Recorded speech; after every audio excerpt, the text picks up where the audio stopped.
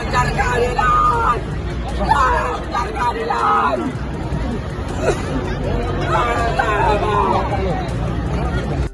Kehadiran Presiden Joko Widodo di acara rembuk relawan Wali Kota Medan Bobi Nasution di Gedung Serbaguna, Deli Serdang, Sumatera Utara diwarnai insiden kecil. Minggu 27 Agustus 2023. Seorang emak-emak tiba-tiba merangsek di tengah kerumunan. Perempuan berbaju hitam itu juga berupaya menerobos pengamanan dan bermaksud menemui Jokowi.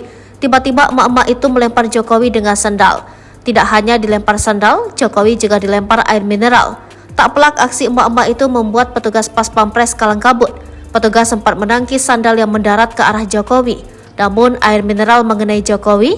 Melihat hal itu, Pas Pampres lantas mendorong emak-emak yang melempar sandal dan air mineral ke arah Jokowi. Mau buat rusuh apa? Tanya Pas Pampres. Tolong keadilan untuk kami, Pak, kata wanita tersebut tanpa menjelaskan lebih lanjut alasannya.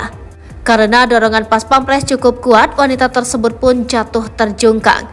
Ia kemudian merontah dan teriak di sela acara yang diadakan rumah kolaborasi Bobi Nasution. Saat akan dibantu untuk berdiri, wanita tersebut tak mau.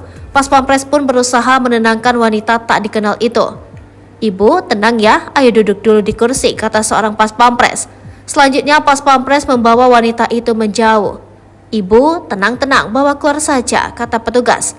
Aksi wanita tersebut sempat membuat ribuan orang yang hadir gaduh. Bahkan wanita itu sempat berguling hingga meraung di lantai saat diamankan Pas Pampres. Karena momen ini terjadi di tengah ribuan orang, warga dan awak media berusaha mengabadikan peristiwa tersebut.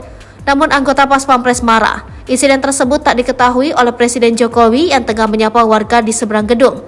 Untuk diketahui, Presiden Jokowi menghadiri acara rembuk relawan Bobi Nasution di Gedung Geraha Serbaguna, Deli Serdang, Minggu 27 Agustus 2023. Jokowi yang mengenakan baju putih lengan panjang menyapa ribuan relawan yang hadir dan meladeni foto bersama.